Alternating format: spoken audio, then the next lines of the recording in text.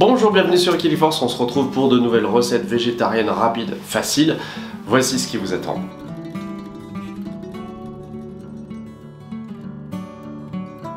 Alors concrètement, je vais faire avec les restes. Par exemple, un bocal de ratatouille entamé. Ici, j'ai des fibres de carottes qui me restaient d'un jus fait à l'extracteur, mais je ne les ai pas consommées, donc je pense que je vais en faire une soupe. J'ai également une pâte feuilletée qui arrive à la date de péremption, et puis du râpé végétal de la marque Violife, on la trouve en hypermarché. Et puis derrière moi, il y a un cookéo, je vais le faire travailler pour cuisiner ces petites patates douces. Je commence par une tarte à la ratatouille, c'est très simple avec ces ingrédients. Je préchauffe mon four à 180 degrés. Hop, hop. Je replie un petit peu les bords vite fait. Ensuite, je verse ma ratatouille. On va faire le plein de légumes avec des gros morceaux de courgettes là par exemple. Alors comme je trouve qu'il manque un petit peu de sauce, je suis allé chercher dans mon cellier de la passata gialla. Je l'ai trouvé chez Noz à 79 centimes. C'est tout simplement une sauce tomate, sauf qu'elles sont jaunes. Et en magasin bio, c'est en général ce qui vaut le moins cher de la sauce tomate dite passata. En plus on est plutôt sur des couleurs d'automne, c'est parfait. J'ajoute du râpé végétal et une recette de prête. Je vais maintenant éplucher mes deux patates douces, c'est assez vite fait. Alors il y a différentes couleurs, hein. Vous voyez celle-ci, elle est plutôt violette. Donc ça va donner dans l'assiette je pense un résultat assez intéressant. Maintenant que mes patates sont pelées, je vais pouvoir les découper en petits morceaux et les mettre dans le panier vapeur afin de faciliter la cuisson.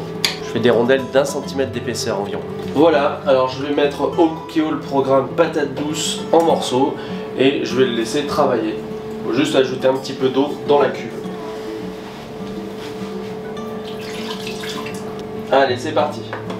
On va pouvoir s'occuper de la troisième recette. J'ai épluché et lavé 3 pommes de terre qui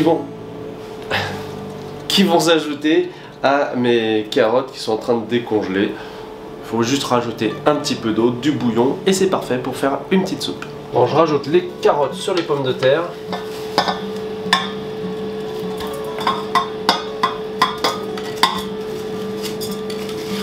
Oh là là, j'en mets partout. Ça, je m'y attendais. Ensuite, j'ajoute 1,5 litre d'eau bouillante. L'idée, c'est toujours de recouvrir les légumes. Si vous ne savez pas trop comment doser votre quantité d'eau pour une bonne petite soupe. Et j'ajoute un petit peu de bouillon donc. À la fin, je vérifierai l'assaisonnement pour voir si c'est bon. Quatrième recette, vu que mon four est en train de chauffer, eh bien, je vais l'utiliser pour faire du tofu rôti. En général, je le cuis plutôt à la poêle, mais j'ai testé il n'y a pas très longtemps à l'air fryer le tofu grillé et c'est super bon. Je prends souvent un tofu que je trouve en magasin bio. Bon, celui-ci il vient d'Alternative, une boutique végétalienne dont je vous parle souvent sur Equiliforce. Et je vais le préparer pour l'associer à d'autres recettes de la semaine, par exemple en faisant cuire du riz demain. J'aurai déjà mon tofu rôti qui sera prêt. Voilà, j'ai fait mes petits cubes de tofu. Ils sont aromatisés d'ailleurs à la noix de cajou, mais avec la sauce soja que j'ai ajoutée, et ben ça va donner vraiment des saveurs super sympas et hyper faciles donc à cuisiner. Vous avez vu, c'est pas compliqué. Et là-bas, le cookéo finit sa cuisson de patates douces. Allez, une cinquième recette pour la route. Je vais faire des légumes surgelés avec d'abord des champignons, mais aussi de l'edamame. Je vous en ai souvent parlé sur la chaîne, on en trouve chez Picard, là c'est chez Thirier. Et également chez Thirier, j'ai trouvé des rutabagas en cubes.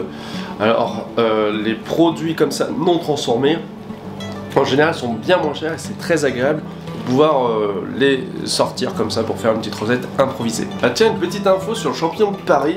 Je sais pas si vous êtes au courant, mais 70% de la production mondiale du champignon de Paris est fabriqué en Chine. Incroyable. Moi je rigolais déjà beaucoup quand je voyais par exemple en faisant mes courses à Lidl, champignon de Paris origine Pays-Bas, origine Pologne. Bon, ceux-ci viennent de Belgique ou Pays-Bas et ça devrait faire l'affaire. Et le rutabaga, bah, ça ressemble à ça. Moi ça me fait penser à un navet et c'est bon pour la santé, très peu calorique. Quant à l'edamame, il rapporte 11 grammes de protéines pour 100 grammes pour ceux qui veulent en manger.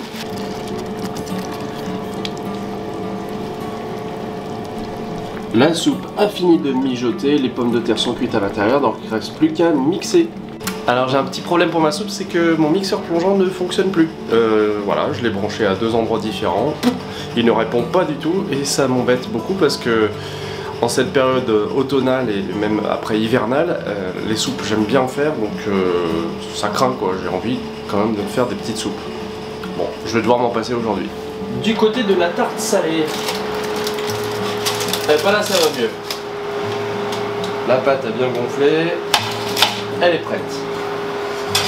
Et le tofu rôti, molleur, cuit bien aussi. Voici donc mes 5 recettes réalisées en à peine 1 heure. C'était un plaisir de les présenter et j'espère que vous avez apprécié. Comme d'habitude, on se retrouve en commentaire pour échanger. Je vous remercie d'avoir regardé cette vidéo et à bientôt sur Equiliforce. Bonne semaine.